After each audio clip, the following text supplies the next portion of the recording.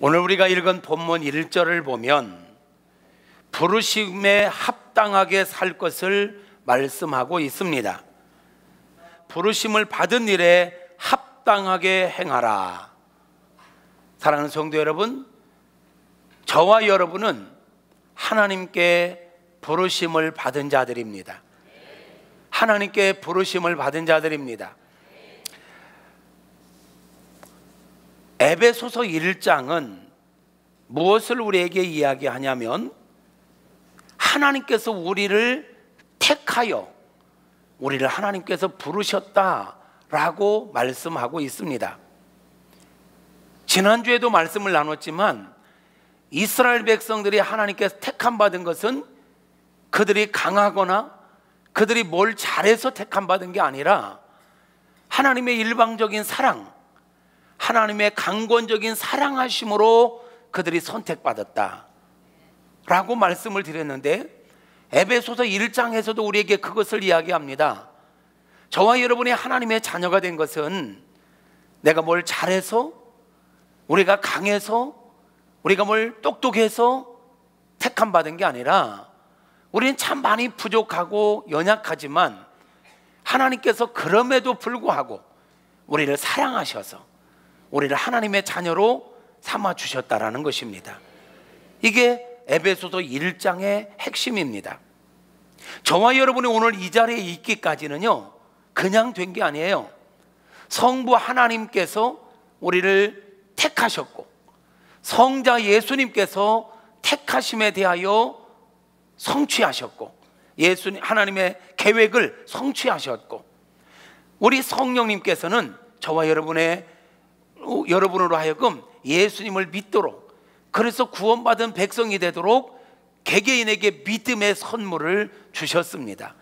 그러므로 저와 여러분이 오늘 이 자리에 있다라는 것은요 성부, 성자, 성령 하나님 삼위 하나님의 연합작전으로 저와 여러분이 이 자리에 있게 된 것입니다. 이것을 이야기하는 것이 에베소서 1장입니다. 에베소 2장에 가면 무엇을 이야기하냐면 우리는 원래 영적으로 죄와 허물로 죽었던 자들이다.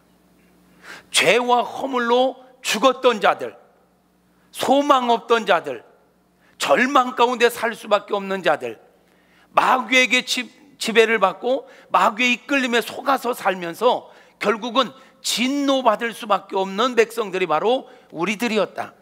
그런데 하나님께서 우리를 긍휼히 여기셔서 독생자 예수 그리스도를 보내주시고 그 예수님을 통해서 우리를 구원해 주셨다라는 것, 이게 2장의 핵심입니다.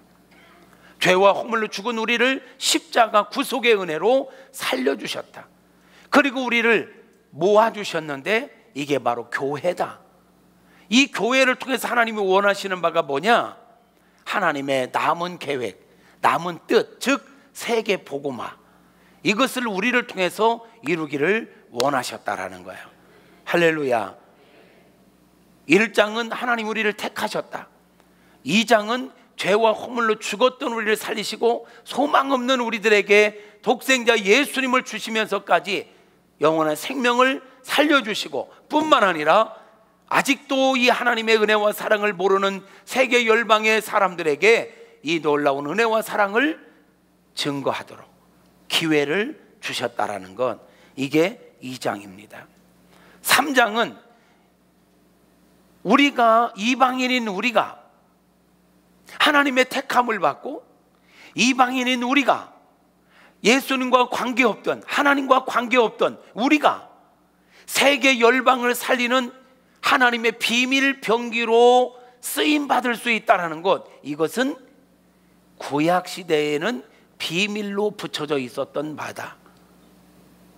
구약시대는요 저와 여러분이 세계 열방을 살릴 하나님의 비밀 병기, 하나님의 비전 메이커가 된다는 건요 꿈도 못 꿨어요. 오직 선민 이스라엘만이 하나님의 사랑을 받고 하나님께 쓰임받는 줄 알았는데 하나님은 그 전부터 저와 여러분을 통해서 세계 열방을 살릴 계획을 갖고 있었다라는 거, 이것을 때가 되매 드러내셨고 바울은 지금 그 일을 위하여 헌신하고 있다라는 것을 이야기하고 있는 게 에베소서 3장의 핵심입니다. 정리해 볼까요? 에베소 1장은 하나님 우리를 택하셨다. 에베소서 2장은 죄와 허물로 죽은 우리였지만 독생자 예수 그리스도를 통한 구속의 은혜로 우리를 살려주시고 영원한 비전, 영원한 소망을 주셨다.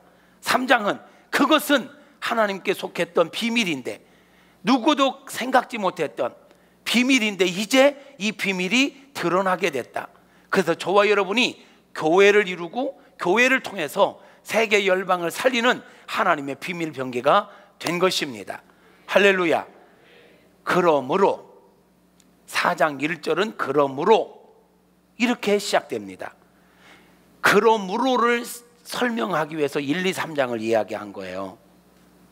우리는 택함 받은 존재, 죄와 허물로 죽어서 소망 없던 자가 하나님의 비전 메이커가 됐다는 거, 이건 비밀에 붙여뒀던 건데 이제는 드러났고 이제는 우리가 뛸 때가 되었다. 그러므로 이제 우리가 그런 은혜와 사랑을 받았으므로 우리는 부르심에 합당하게 살아야 된다.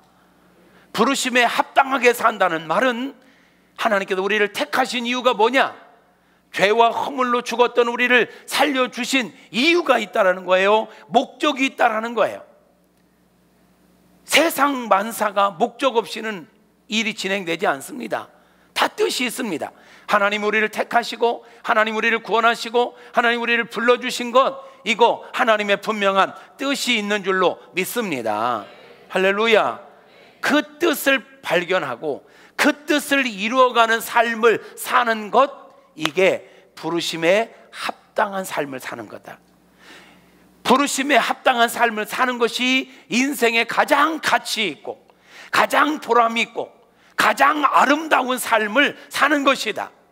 하나님이 우리를 부르셨는데, 목적을 가지고 부르셨는데 하나님의 부르심의 목적과 관계없이 사는 것, 부귀 영화를 다 누려도 그 인생은 하나님과 관계없는 인생. 그래서 하나님의 관점에서 볼 때는 불쌍한 인생. 여러분, 부귀 영화를 다 누려도 부르심에 합당하게 살지 않는 부귀 영화는 하나님 편에 보면, 영원한 삶의 관점에서 보면 불쌍한 것입니다. 저와 여러분의 삶이 몇 년을 살든 간에 하나님의 부르심의 목적을 이루어가는, 부르심에 합당한 삶을 살아가는 저와 여러분 모두가 되어지기를 주님의 이름으로 축복합니다. 그러면 어떻게 사는 것이 부르심에 합당하게 사는 것일까요? 부르심에 합당하게 산다는 것이 어떻게 사는 것일까요? 이것을 이야기하는 것이 에베소서 4장, 5장, 6장입니다. 저는 이 4, 5, 6장을 이번 주와 다음 주 두 번에 거쳐서 나누어 설교하려고 합니다. 오늘은 그 첫 번째로 어떻게 사는 것이 부르심에 합당하게 사는 것인가? 첫째는요, 성령이 하나 되게 하신 것을 힘써 지키며 사는 것입니다. 어떻게 사는 거요? 아니, 이 입술만 중얼중얼 하지 말고 들리게 말씀하시옵소서. 여러분, 부르심에 합당하게 산다는 것은 어떻게 사는 것입니까? 네, 여러분, 하나님, 저와 여러분이 믿는 하나님은 실수하지 않는 분이십니다. 실수하지 않는 하나님께서 저와 여러분을 선택하셨고 저와 여러분을 구원하셨습니다. 또 실수하지 않는 하나님께서 저와 여러분을 무국중앙 성결교회로 모아주셨습니다. 저와 여러분이 교회를 선택한 게 아니라 하나님께서 우리의 발걸음을 인도하시고 우리들을 이곳에 하나로 모여 함께 주님을 섬기게 하셨습니다. 여러분, 이것을 믿는 것이 중요한 거예요. 실수 없으신 하나님이 나를 선택하셨다. 실수 없으신 하나님이 나를 우리 무국중앙교회로 불러 모아 주셨다. 실수 없으신 하나님께서 우리 함께 주님을 섬기며 나아가도록 하셨다라는 거 믿어야 합니다. 이것을 믿는 사람은 교회 생활을 잘합니다. 이것을 믿지 않으면 교회 생활을 잘할 수가 없습니다. 왜? 하나님께서 나를 불러 모아주셨다는 믿음이 없기에 내 마음대로입니다. 내 기분대로입니다. 그러나 나를 이곳에 부르신 분이, 이곳에 모이게 하신 분이, 함께하게 하신 분이 하나님이라는 사실을 분명히 믿는 사람은 소홀히 할 수가 없습니다. 분명히 기억하십시오. 저와 여러분이 이 자리에 있다는 것 하나님의 선택이었습니다. 하나님의 인도하심이었습니다. 하나님이 함께하게 하신 것입니다. 그러므로 우리는 성령이 하나 되게 하신 것을 힘써 지켜나가야 할 것입니다. 그렇다면 성령이 하나 되게 하신 것을 힘써 지켜나간다는 게 뭘까요? 성령이 하나 되게 하신 것을 힘써 지켜나가는 삶은 어떤 삶일까요? 앞에서 이런 말씀을 드렸습니다.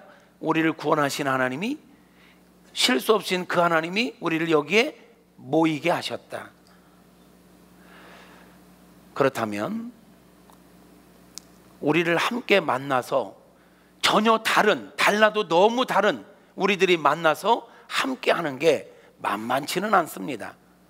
그럼에도 불구하고 우리가 힘써야 될 것은 이미 성령께서 한 성령께서 우리를 부르셨고 모으셨고 함께하게 하셨으니 우리는 하나됨을 힘써 지켜 나가야 합니다. 그러면 어떻게 힘써 지켜 나가야 할까요? 서로가 서로를 용납하는 것, 서로가 서로를 사랑하는 것, 이게 성령이 하나 되게 하심을 지키는 삶입니다. 사랑하는 성도 여러분, 우리 서로 다릅니다. 다르지만 다름을 인정하며 살아야 합니다. 아멘 하시옵소서. 서로를 인정하며 살 수 있기를 바랍니다. 서로를 배려하며 살 수 있기를 바랍니다. 서로를 사랑하며 살 수 있기를 축복합니다. 그러기 위해서 필요한 게 뭘까요? 서로를 용납하고 서로를 사랑하며 살기 위해서 우리에게 필요한 성품은 오늘 말씀 2절에 보니까 겸손과 온유와 오래 참음이 필요하다라고 말씀하고 있습니다. 여러분, 나와 다른 사람을 용납하기 위해서는 뭐가 필요하냐? 겸손함이 필요합니다. 겸손함이 뭡니까? 하나님 없이는 살 수 없다라고 인정하는 게 겸손입니다. 여러분, 하나님 없이도 잘 살 수 있습니까? 그게 겸손입니다. 두 번째로, 나보다 남을 높이 여기는 것, 나보다 상대를 높이 여기는 마음이 겸손함입니다. 왜 우리가 다른 사람을 용납하지 못합니까? 나와 다른 사람을 왜 용납하지 못합니까? 나보다 낮게 여기기 때문에 그렇습니다. 무시하는 마음이 있기 때문에. 나보다 저 사람 못해. 그래서 정죄합니다. 그래서 판단합니다. 그래서 자꾸만 가르치려고 하고 훈수 두려고만 합니다. 무시하는 마음, 이 마음을 가지면 절대로 우리가 서로를 용납할 수가 없습니다. 용납하려면요, 상대가 나보다 높다, 낫다라고 생각할 때, 그래서 겸손한 마음을 가지라는 것입니다. 서로가 서로를 대할 때 상대를 무시하지 말고 상대를 인정하십시오. 존중하십시오. 상대를 높여주시기를 축복합니다. 그러면서 서로를 용납하고, 그럴 때 서로를 사랑할 수 있게 되는 것입니다. 오래 참음, 온유함이란 길들여진 마음입니다. 길들여진 마음, 다듬어진 마음, 성숙해진 하나님의 말씀으로 다듬어져서 성숙한 마음이 온유함입니다. 길들여지지 않은 말은 탈 수가 없습니다. 야생말을 탈 수가 없습니다. 그러나 잘 길들여 놓으면 그 말 주인이 타고 가자는 대로, 속도도 조절하고 가자는 대로 잘 가는 준마가 됩니다. 이렇게 길들여진 상태의 마음을 두고 온유하다라고 표현합니다. 성도 여러분, 우리는 교회에 나와서 이 자리에 있다 가는 것으로 만족하면 안 됩니다. 말씀을 듣고 그 말씀을 내 삶에 비춰서 말씀으로 나를 복종시켜야 합니다. 내 안에 아직도 다듬어지지 않은 그런 울퉁불퉁한 부분들 말씀으로 다듬고 기도로 다듬어 하나님의 온전한 백성으로 훈련되어지는 은혜가 있기를 바랍니다. 그렇게 훈련되어진 상태를 두고 우리는 온유하다라고 얘기합니다. 여러분은 온유하십니까? 온유할 수 있도록 끊임없이 오늘도 영혼의 거울 되는 하나님의 말씀에 비춰서 나의 모난 부분들을 복종시키고 다듬어가는 저와 여러분 되어지기를 축복합니다. 5년 전이나 지금이나 똑같으면 안 됩니다. 5년 전보다 지금은 더 많이 다듬어져 있어야 합니다. 아멘 하시옵소서. 앞으로는 더 많이 다듬어질 수 있기를 축복합니다. 말씀을 듣고 끝나지 말고 그 말씀을 내 삶에 적용시키면서 다듬으십시오. 막 성격이 급하다, 그래서 막 나는 화나면 뚜껑 열리면 말을 가리지 않고 막 쏟아붓는다, 그거 자랑할 게 아니에요. 다듬으셔야지. 훈련하셔야지. 옛날에는 열받으면 막 거침없이 그냥 내뱉었다면 이제는 뭐 해야 됩니까? 절제하고 마땅히 할 말을 골라서 하고 적스러운 말을 하고 상대를 배려하는 말을 하고 아멘 하시옵소서. 그렇게 변화되어져 가는 것, 이게 기독교 신앙의 핵심 아니겠습니까? 근데 10년 전이나 지금이나 예수 믿기 전이나 믿은 후나 똑같이 여러분 아무 일이 없을 때, 평범하고 좋은 일이 있을 때 천사 같은 거 누가 못해요? 아이고 그러세요? 네네네 사랑합니다, 이걸 누가 못해? 근데 산호라면 열받을 일이 있어요? 있어요? 그때 내 현주소를 보는 거야. 내 인격의 현주소, 내 신앙의 현주소. 우리가 서로를 용납하고 사랑하려면 겸손한 마음, 온유한 마음이 필요합니다. 그리고 아직도 저와 여러분은 공사 중입니다. 아직도 다듬어 가고 있는 중입니다. 그러기에 나에 대해서도 오래 참음이 필요합니다. 상대에 대해서도 오래 참는 마음이 필요합니다. 기다려주는 거예요. 주님이 제자들을 끝까지 기다려주셨던 것처럼, 그들이 온전히 변화될 때까지 기다려주셨던 것처럼 우리도 기다려주는 거예요. 그러기에 기다려주면서 용납하고 사랑하는 것, 이게 하나됨을 힘써 지켜가는 모습인 것입니다. 우리 사랑하는 성도 여러분, 우리 성령이 하나 되게 하신 것을 힘써 지켜갑시다.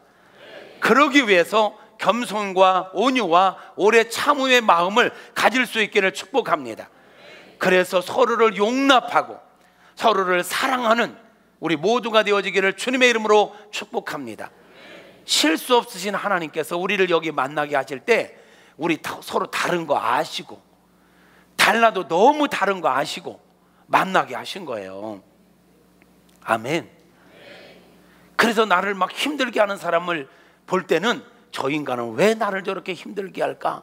이러면서 내치지 말고 저 사람이 나를 온유한 자로 만드느냐고 참 수고가 많다, 이리 생각하면서 그 사람을 밥도 사주고 고맙다고, 여러분 막 힘들게 하고 막 여러분을 막 볶아대는 사람 짜증내지 말고 감사하시길 바랍니다. 아멘은 하지만 만만치 않을 거요. 그러나 신앙생활은 실제요, 실제. 그거를 감당해야 돼. 그렇게 서로 부딪히면서 서로 부딪히면서 우리를 다듬어 가라고 실수 없으신 하나님께서 우리들을 만나게 하신 거예요. 그 일을 감당해야 합니다. 두 번째, 성령이 하나 되게 하신 것을 힘써 지켜간다는 것은 뭐냐면, 하나님께 우리를 왜 만나게 하셨느냐, 왜 함께하게 하셨느냐, 함께 세워주고 함께 주님의 장성한 분량이 이르기까지 성장해 가도록 하기 위해서 우리를 하나로 모아 주셨습니다. 여러분 잘 들으세요.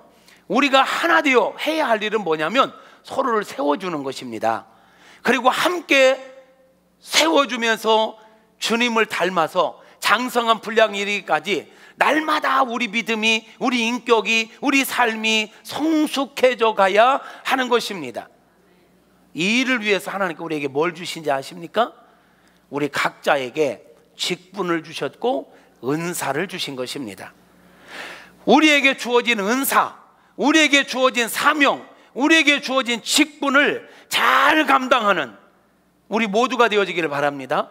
우리가 각자에게 주어진 은사와 직분을 잘 감당한다는 것은요, 결국은 나를 세우는 것이고 상대를 세우는 거예요. 왜냐?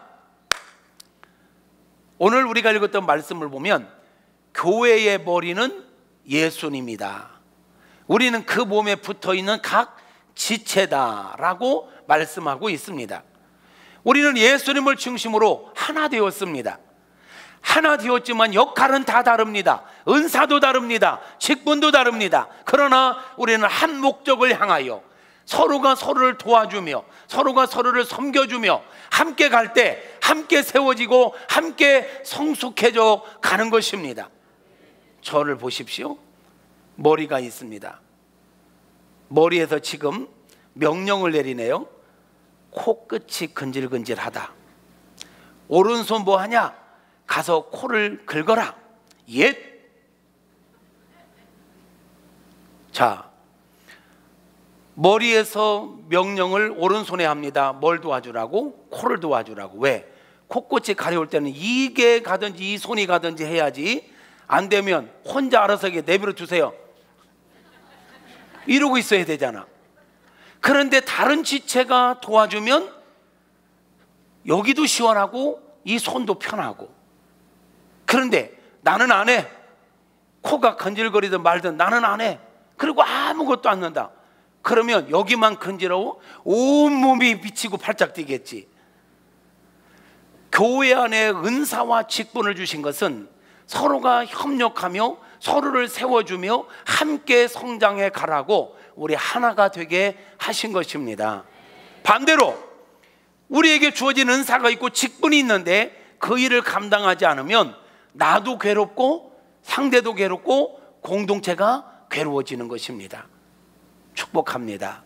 성령이 하나 되게 하신 거 힘써 지킨다는 것은 뭐냐? 서로가 서로를 용납하는 것부터, 서로를 사랑하는 것부터 시작된다. 그러기 위해서는 2절에서 말씀하는 대로 겸손과 온유와 오래 참음으로 하나 되어 용납하고 사랑하라. 아멘. 그리고 성령이 하나 되게 하신 거 힘써 지킨다는 것은 뭐냐? 오늘 우리가 읽었던 말씀 15절 16절을 보면 오직 사랑 안에서 참된 것을 하여 범사에 그에게까지 자랄지라. 그는 머리니 곧 그리스도라. 그에게서 온 몸이 각 마디를 통하여 도움을 받음으로 연결이 되어 결합되어 각 지체의 분량대로 역사하여 그 몸을 자라게 하며. 우리는 따로따로가 아닙니다. 함께 가야 합니다. 함께 도와야 합니다. 서로를 세워줘야 합니다. 그것은 내게 주어진 은사와 직분을 이용해서 잘 감당함으로 세워가는 것입니다. 그러므로 내게 주어진 은사와 직분을 소홀히 한다는 건 공동체를 해하는 것입니다. 여러분, 오늘날 우리 조국교회의 아픔이 뭔지 아세요? 함께 하는 것을 꺼려 한다는 것입니다. 많은 성도들이 나를 좀 가만두세요. 나는 그냥 교회 생활 내가 오고 싶을 때 오고 가고 싶을 때 가고 하도록 나를 건드리지 마세요. 나를 자꾸 교회 와서 아는 척하고 밥 먹고 가라, 남전도에 와라, 여전도에 와라, 구역예배 드리자, 자꾸 그러면 난 가요 라고 말하는 분들, 하고 싶은 말이 있어요. 가세요 라고 말하고 싶지만 그러지 말라고. 교회란 혼자가 아니다. 하나님 우리를 구원하시고 우리를 모셔서 교회 공동체를 이루어 세계 열방을 세워가게 살리도록 하셨으니 우리 함께 갑시다. 요즘 혼밥족들이 드러나고 혼자가 너무 익숙한 시대지만 교회 생활은, 인생은 혼자 사는 게 아닙니다. 함께 가는 것입니다. 함께 갑시다. 내 아버지 집, 내 아버지 집, 내 아버지 집. 함께 갑시다. 내 아버지 집.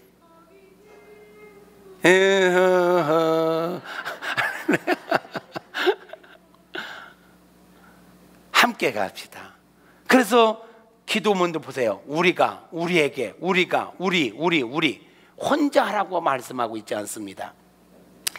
함께 갈 수 있기를 바랍니다. 함께 예배하고, 함께 구역 예배도 하시고, 함께 기관 예배도 하시고, 교관 모임도 하시고, 팀 사역도 들어오시고, 그래서 우리 서로가 서로를 보완하고 세워주면서 가는 거예요. 궁극적인 목적은, 우리 교회의 목적은 세계 복음화입니다. 그런데 말이에요, 세계 복음화를 외치면서, 세계 복음화를 외치면서 내 바로 옆에 있는 한 몸을 이루고 있는 이 지체들을 용납하지 못한다? 함께하고 있는 지체들을 사랑하지 못한다? 서로에게 도움을 주지 못한다? 그러면서 세계 선교를 외쳐요? 조금은 뭐가 안 맞잖아요. 눈에 보이는 바 내 형제를, 내 부모 형제를, 내 지체들을 사랑하지 않는 자가 바로 옆에 있는 성도들을 또 용서하지 못하고 용납하지 못하고 서로를 도와주지 못하면서 혈통도 다르고 피부 색깔도 다르고 문화도 다른 저 다른 나라의 사람들을 거기 가서 아이고 사랑합니다, 아이고 잠깐은 할 수 있을지 몰라도 쇼를 할 수 있을지를 몰라도 중심으로는 안 됩니다. 그거 하기 이전에, 자 지금 1장, 2장, 3장에서 우리가 어떤 자인지, 어떤 은혜 가운데 있는지를 교리적으로 얘기했습니다. 4, 5, 6장은 세계 열방을 살리는 사람이 되라고 이야기하면서 먼저 이야기하는 게 뭐냐? 그런 세계 열방을 살리는 자가 되려면 먼저 교회 공동체를 성령이 하나 되게 하신 것을 힘써 지킴을 통하여 우리가 내적으로 강해지고, 우리가 서로를 세워주고, 우리가 먼저 안정돼야 세계 열방도 살릴 수 있는 역량이 생기는 줄로 믿습니다. 우리가요, 밖에, 외부, 이거는 잘 이야기하고 듣기도 좋고 뭔가 하는 것 같아. 근데 옆에 있는 사람, 지체들을 용납하라고, 사랑하라고, 섬겨주라고, 이 얘기는 너무너무 힘들게 느껴요. 여러분, 밖에 있는 사람들도 사랑해야 되지만 우리 서로가 우리끼리 먼저 사랑하고 용납하고 살아갈 수 있기를 축복합니다. 더 크게 아멘. 부부 간에도 마찬가지고, 가족 간에도 마찬가지고, 교회 간에도 마찬가지야. 자기 아내에게는 언제나 무심하면서 모든 여자에게 인심 좋은 남자 재미없어. 그 남편이 남의 편이래지? 응? 앞집 그만해야지. 뭘 들고 가면 제가 들어드릴까요?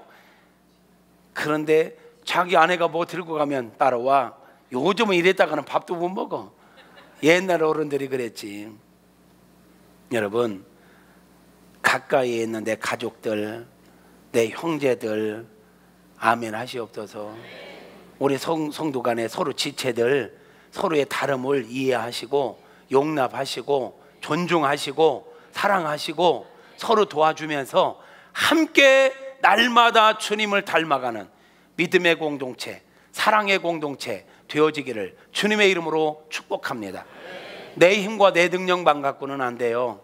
그래서 바울이 얘기한 거예요. 이건 영적인 이야기고 영적인 원리이기 때문에 이게 내 노력과 내 결단만 갖고는 안 돼. 그래서 사도 바울이 1장에서 이야기하게 기도하는 게 있어요. 1장 15절 이하에서 보면 하나님, 지혜와 계시의 영을 부어주셔서 내가 하나님을 알게 하여 주옵소서.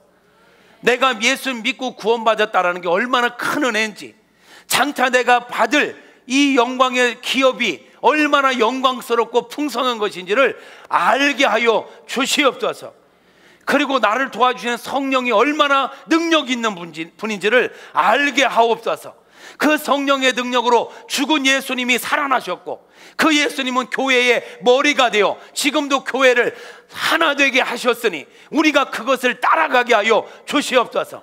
내 입만 갖고 안 되기에 에베소 3장 14절에 오면 이렇게 기도합니다. 성령의 능력으로 내 속사람을, 내 영혼을 강건하게 하옵소서.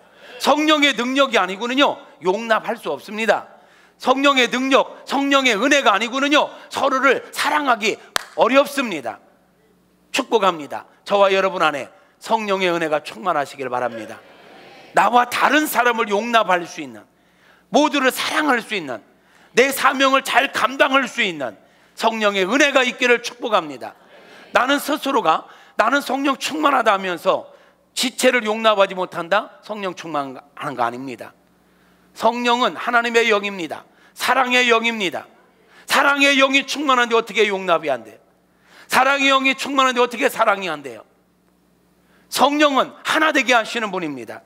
내가 성령 충만하다 하면서 내 직분을 소홀히 한다? 성령 충만한 거 아니에요. 자기는 나름대로 나는 매일 기도하고요, 매일 말씀 읽고요, 매일같이 말씀 연구해요. 그런데 나는 성령 착각, 열매를 보아, 네 믿음을 보여봐, 네 믿음을 보여봐 할 때 내가 최소한 내 가까이 있는 이들을 용납하는가, 사랑하는가, 내 직분에 충성하는가, 하나 되게 하신 것을 힘써 지켜가고 있는가, 이걸 보면 내가 성령 충만한지 안 충만한지. 나무는 열매를 보아할 수 있다 했어요. 여러분, 함께 서로를 도우며 서로 사랑하며 함께 갈 수 있기를 바랍니다. 이 험한 세상 혼자 가는 게 아니에요. 함께 가라고 주님은 말씀하세요. 어떻게든지 함께, 누군가가 여러분이 다가와서 손잡아 주기를 기다리지 말고 여러분이 좀 더 적극적으로 나설 수 있기를 바랍니다. 성도들이요, 몇백 명 이상 지나면요, 누군가가 나를 와서 손잡아 주기를 기다리면 한계가 있습니다. 알아서 살아남아야 합니다. 따라서 합시다. 알아서 살아남자. 앞동네는 왜 말 안 해요? 알아서 살아남자. 무슨 말이에요? 그냥 100명 미만이면 제 눈에 다 들어와. 성도들 눈에 다 들어와. 우리 장로님들 눈에 다 들어와. 그래서 하나부터 열까지 다 챙겨드릴 수가 있어. 근데 몇백 명 되면요, 안 들어와요. 안 들어와요. 그러니까 스스로가 들어와서 스스로가 자기 자리를 잡고 자기 역할을 감당하고 함께 하기 위해서 노력하는 노력이 있어야 하는 것입니다. 우리 모두가 소외되는 자 없이 스스로가 왕따 되지 마시고 스스로가 적극적으로 쑥 들어와서 함께하는 저와 여러분 모두가 되어지기를 주님의 이름으로 축복합니다. 사랑하는 성도 여러분, 죄와 허물로 죽었던 우리를 십자가의 구속의 은혜로 살리시고 소망 없이 살아가던 우리를 부르시고 구원해 주신 것만도 감사한데, 하나님 우리를 통하여 하나님의 비전을 이루어갈 기회를 주셨습니다. 이것은 그 무엇보다도 큰 은혜인 줄로 믿습니다. 그러므로 우리는 그 은혜에 보답하는 마음으로 서로 사랑해야 합니다. 서로의 다름을 인정하고 겸손하게 온유함으로 오래 참음으로 서로를 대해야 할 줄로 믿습니다. 그리고 각자에게 주어진 직분을 충성스럽게 감당해서 공동체를 건강하게 세워가고 서로를 성장시켜가는 저와 여러분 모두가 되어지기를 주님의 이름으로 축복합니다. 그런 마음으로 우리 찬양하겠습니다.